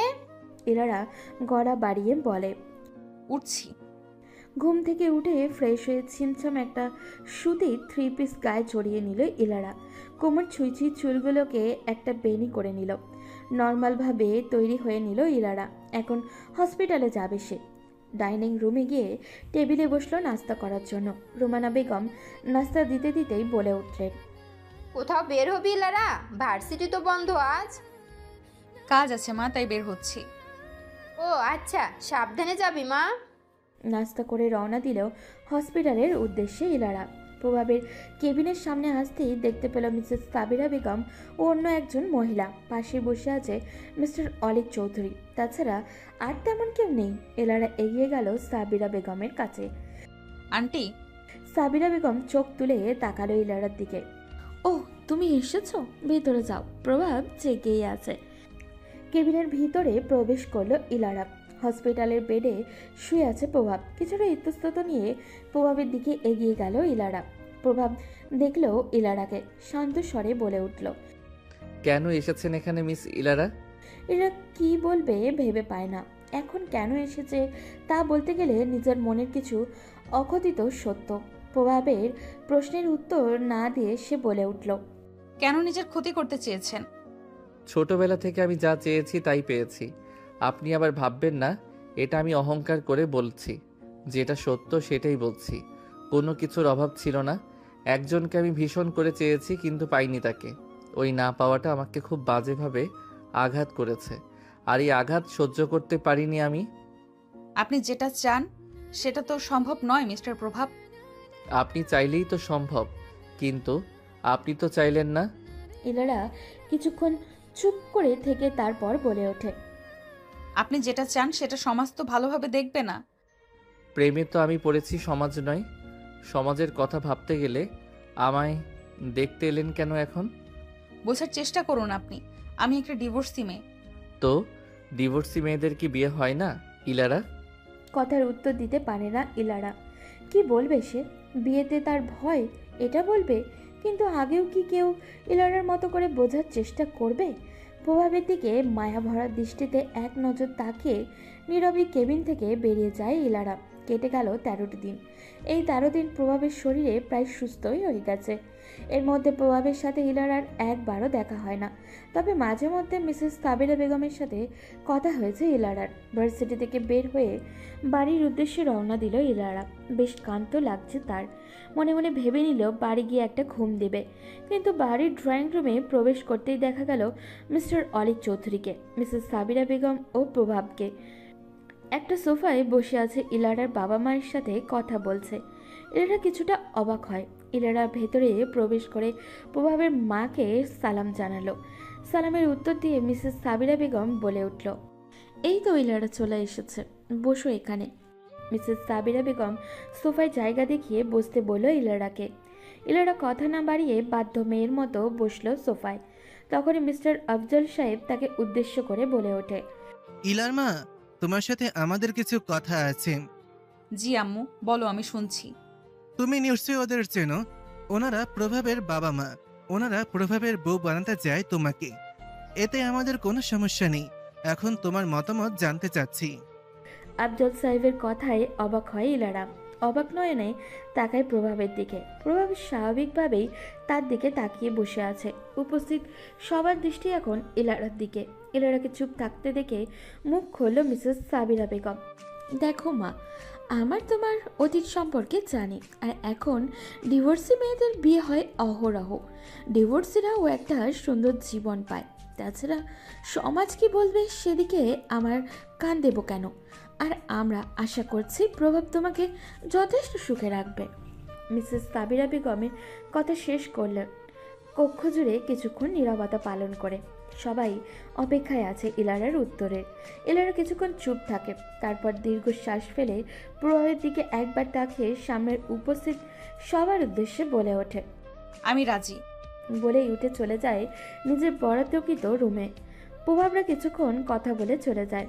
সময় চলে যায় তার নিজ গতিতে। এর মাঝে পেরিয়ে গেছে 9টা দিন। লাল খয়েরি রঙে বেনারসি জড়িয়ে প্রভাবের সাথে ফটো তুলতে ব্যস্ত আছে ইলারা। মুখ ভর্তি সাজ, মুখে ভারী সাজ। কিছুক্ষণ পর 3 কবুল সমাপ্ত হলো প্রভাব আর ইলারার বিয়ে। কনে বিদায়ে পর্ব শেষ করে রওনা হলো প্রভাবের বাড়ির উদ্দেশ্যে। আজ আবারও নতুন অনুভূতি খেলেছে ইলারার মনে। প্রভাবদের বাড়ির আত্মীয় স্বজন ভরপুর।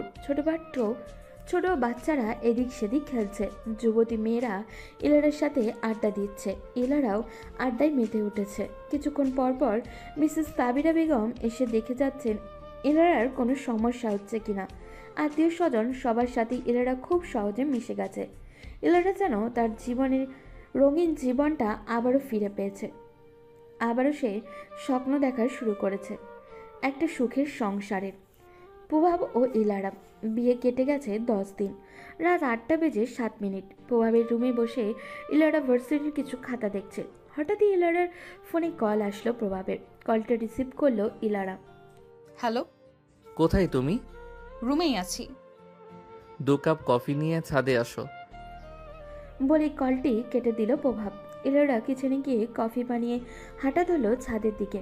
পূর্ণিমার আলোয় পুরো ছাদটা আলোকিত হয়ে আছে। ছাদের এক কোণায় দাঁড়িয়ে আছে প্রভাব। ইলারার হাত থেকে কফির গ্লাসটা নিয়ে রেলিংয়ের উপরে দাঁড় রাখলো। ইলারার দিকে এক পলক দেখে আবারও পূর্ণিমার উজ্জ্বল চাঁদের দিকে দৃষ্টি রাখে প্রভাব। বাম হাত দিয়ে ইলারার শাড়ি ভেদ করে কোমর জড়িয়ে ধরে নিজের কাছে টেনে আনে ধীর কণ্ঠে বলে ওঠে, এমন পূর্ণিমার রাতে তোমার সাথে চাঁদ দেখার আকাশ সমান আশা ছিল, যে আশা আজ পূরণ হয়েছে। আমার জীবনে পূর্ণিমা হয়ে থেকো। তোমার পূর্ণিমার চাঁদের মতো মুখটা দেখে আমি আমার শেষ নিঃশ্বাস ফেলে এই দীর্ঘ জীবনের সমাপ্তি দিতে চাই। প্রেমবতী।